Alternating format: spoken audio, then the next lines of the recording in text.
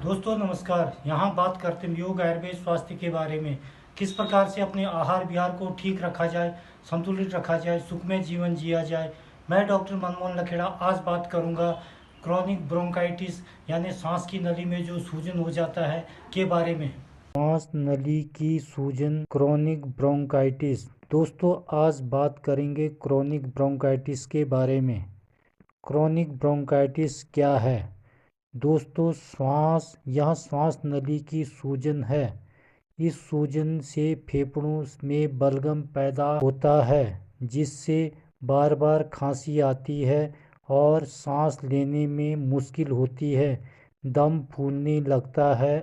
इस में फेफड़े पूरी मात्रा में ऑक्सीजन फेफड़ों को नहीं दे पाते जिससे शरीर में ऑक्सीजन की कमी हो जाती है और जल्दी ही सांस फूलने लगती है। दोस्तों शुरू में ये लक्षण शरीर में जाड़े के दिनों में उठते हैं। 3-4 महीने तक खांसी और बलगम लगातार तंग करता है, परेशान करता है। फिर जैसे जैसे ठंड का मौसम कम होता है, मौसम बदलता है, रोगी अपने आप ही ठीक हो जाता है और रोगी समझता है कि यहाँ रोग ठीक हो गया।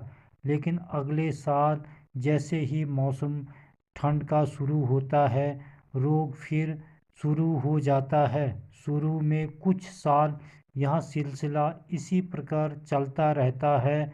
फिर बढ़ते बढ़ते बीमारी पूरे साल परेशान करने लगती है। कारण: धुआं फेफड़ों का सबसे बड़ा शत्रु है। धुएं के कारण श्वास या हवा या प्राणवायु फेफड़ों में नहीं पहुंचती, जिस कारण सिलिया सुस्त हो जाती है और उसका लचीलापन घट जाता है।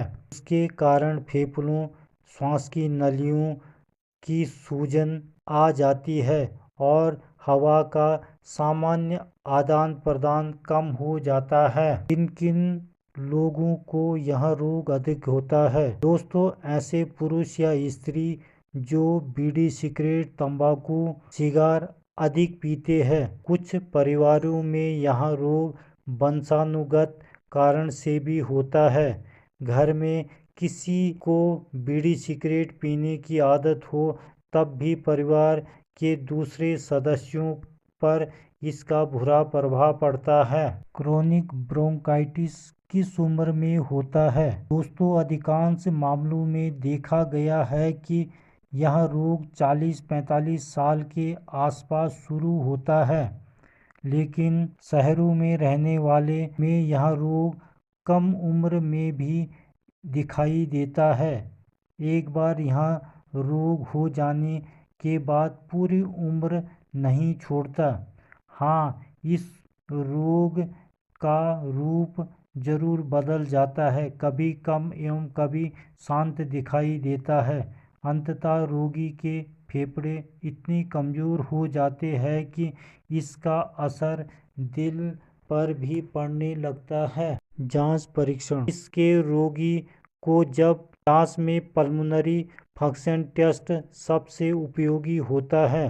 छाती में एक्सरे से यह साफ हो जाता है कि फेफड़ों में कहीं कोई इन्फेक्शन तो नहीं है तथा खून और थूक की जांच से यह पता चल जाता है कि इन्फेक्शन किस प्रकार का है। इलाज: दोस्तों क्रोनिक ब्रोंकाइटिस के इलाज में सबसे ज़रूरी है कि सांस नलियों में आई सूजन को रोका जाए। इसके लिए धुएं, धूल और उन सभी तत्वों से बचे जिनसे सांस की नलियाँ प्रभावित होती है।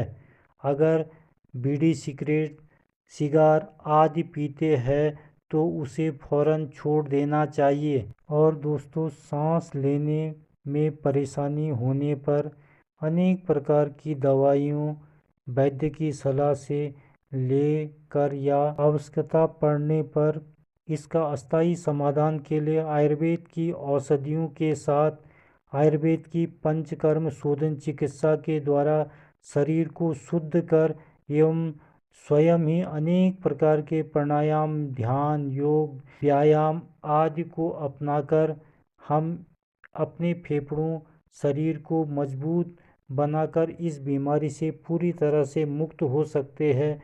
और दोस्तों, आज वैज्ञानिकों ने भी अनेक शोधों से साबित कर दिया है कि प्राणायाम से हमारे शरीर की रोग प्रतिरोधक क्षमता या जीवनीय शक्ति बहुत बढ़ जाती है। और फेफड़ों के लिए भस्त्रिका प्राणायाम विशेष रूप से लाभकारी है, जिसको अपनाकर हम शरीर को मजबूत बनाने के साथ किसी भी प्रकार के नशा आदि करने से भी अपने को बचाव कर सकते हैं। और जो नशा कर रहे हैं वहाँ भी आसानी से प्राणायाम के द्वारा किसी भी प्रकार के नशे को आसानी से छोड़ सकता है, नशे से मुक्त हो सकता है। तो दोस्तों, आज के लिए बस इतना ही।